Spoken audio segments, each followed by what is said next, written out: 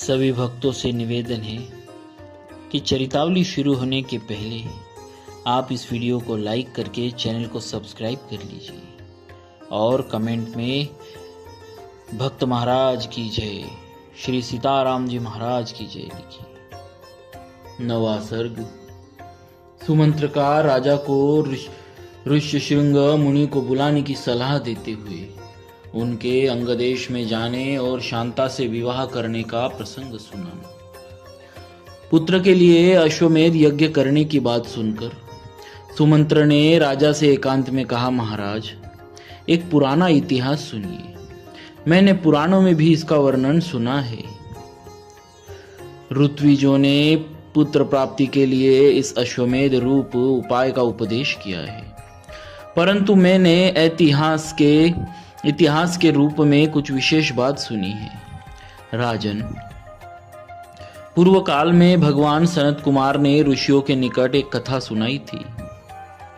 वह आपकी पुत्र प्राप्ति से संबंध रखने वाली है।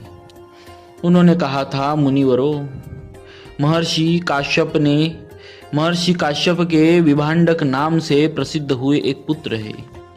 उनके भी एक पुत्र होगा जिसकी लोगों में ऋष्यशृंग नाम से प्रसिद्धि होगी। वे ऋष्यशृंग मुनि सदा वन में ही रहेंगे और वन में ही सदा लालन पालन पाकर वे बड़े होंगे। सदा पिता के ही साथ रहने के कारण विप्रवर ऋष्यशृंग दूसरे किसी को नहीं जानते।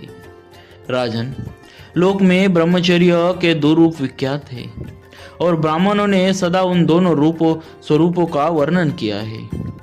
एक तो है दंड मेखला आदि धारण रूप मुख्य ब्रह्मचर्य और दूसरा है ऋतुकाल में पत्नी समागम रूप गौण ब्रह्मचर्य। उन महात्मा के द्वारा उन दोनों प्रकार के ब्रह्मचर्यों का पालन होगा। इस प्रकार रहते हुए मुनि का समय अग्नि तथा यशस्वी पिता की सेवा में ही व्यतीत होगा। उसी समय अंगदेश में रोमपाद नामक एक बड़े प्रतापी और बलवान राजा होंगे। उनके द्वारा धर्म का उल्लंघन हो जाने के कारण उस देश में घोर अनावृष्टि हो जाएगी, जो सब लोगों को अत्यंत भयभीत कर देगी।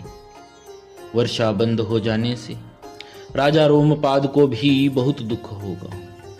वे शास्त्र ज्ञान में बढ़े चढ़े ब्राह्मणों को बुलाकर कहेंगे, विप्रवरों, आप लोग वेद शास्त्र के अनुसार कर्म करने वाले तथा लोगों के आचार विचार को जानने वाले हैं, अतः कृपा करके मुझे ऐसा कोई नियम बताइए जिससे मेरे पाप का प्रायश्चित हो जाए। राजा के ऐसा कहने पर वे वेदों के पारंगत विद्वान सभी श्रेष्ठ ब्राह्मण इन्हें इस प्रकार सलाह देंगे। राजन, विभांडक के पुत्र ऋष्यशृंग वेदों के पारमाणी विद्वान हैं। भूपाल, आप सभी उपायों से उन्हें यहाँ ले आइए, बुलाकर उनका भली भांति सत्कार कीजिए।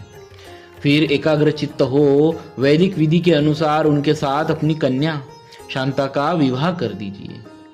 उनकी बात सुनकर राजा इस चिंता में पड़ जाएंगे कि किस उपाय से उन शक्तिशाली महर्षि को यहाँ लाया जाए। फिर वे मनस्वी नरेश मंत्रियों के साथ निश्चय करके अपने पुरोहित और मंत्रियों को सत्कार पूर्वक वहां भेजेंगे।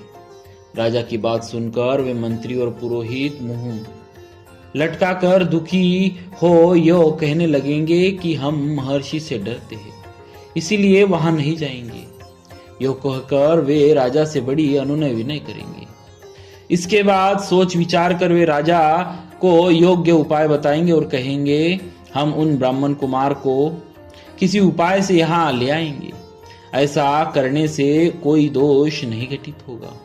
इस प्रकार वेश्याओं की सहायता से अंगराज मुनि कुमार ऋष्यशृंग को अपने यहाँ बुलाएंगे। उनके आते ही इंद्रदेव उस राज्य में वर्षा करेंगे। फिर राजा उन्हें अपनी पुत्री शांता समर्पित कर देंगे। इस तरह ऋष्यशृंग अपने जामाता हुए। वे ही आपके लिए पुत्रों को सुलभ कराने वाले यज्ञ कर्म का संपादन करेंगे। यह सनत कुमार जी की कही हुई बात मैंने आपसे निवेदन की है। यह सुनकर राजा दशरथ को बड़ी प्रसन्नता हुई। उन्होंने सुमंत्र से कहा, मुनि कुमार,